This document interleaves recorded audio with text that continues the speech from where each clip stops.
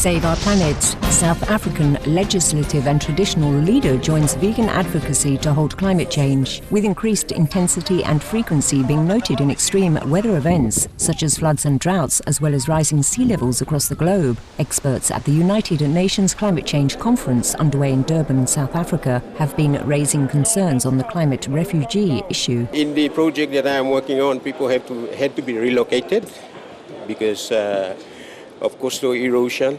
They once had water whales that were near the beaches. Now they've been salinated. Although delegates last year in Mexico agreed that adaptation plans must account and provide support for those who might become displaced, agencies like the UN Global Mitigation Group and others note that little has been done to prepare for the likelihood of large-scale migrations as people are forced by these conditions to leave their homes.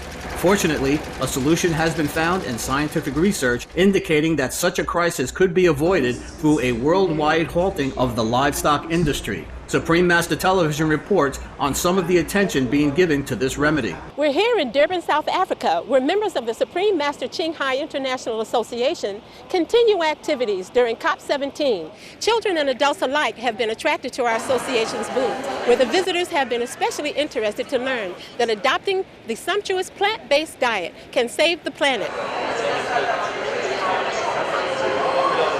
Following the inspiring Veganism to Save the Planet Gala dinner on December 1st, His Majesty King Tobajani of Bapedi expressed his sincere wish to become vegan and asked if our association members would assist in his initial steps by preparing a plant-based meal for him. For the first time in my life, I've been in such a huge number of people who are very focused, who are very serious about dealing with the issues of climate change, and in particular promoting the veganism as something that can assist in stopping and save the planet for future. Once we start taking this and understand the significance of shifting our way of life into this veganism, and I think we can save the planet. The meat that we love it so much, it's a life threat. It's threatening our lives. Leaders from all categories need to start taking serious this particular campaign without any waste of time.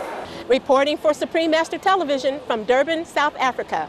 We thank His Majesty King Tobajani, who is also a member of the South African Parliament, along with all concerned participants of the Climate Change Conference. As His Majesty stated, may governments everywhere adopt cost-efficient vegan measures to save their people's lives and the planet. During a 2009 interview with the House magazine in the UK, Supreme Master Ching Hai spoke with urgent concern about the climate change refugees. A decade ago, there were 25 million climate change refugees, with the estimate now of 1 billion by 2050. Estimates. These are people forced from their homes and communities due to rising sea levels and a host of other natural disasters, so-called natural disasters. But in fact, it's all man-made. As a result, more and more countries may have to help cope with the swell of displaced people, hoping they can, if we even can cope with it. In this dire situation when all countries already have to cope with different problems, financial crisis, food crisis, and we have to cope with this sudden surge of immeasurable force of refugees. These situations will only worsen, not improve, until we stop the course. This means to halt the livestock production and meat consumption. I can never emphasize this enough. If humans switch to vegan diet, the earth will begin cooling immediately, and many of these dilemmas can be even reversed. So please, be veg and do good to save the planet and all the beings on it.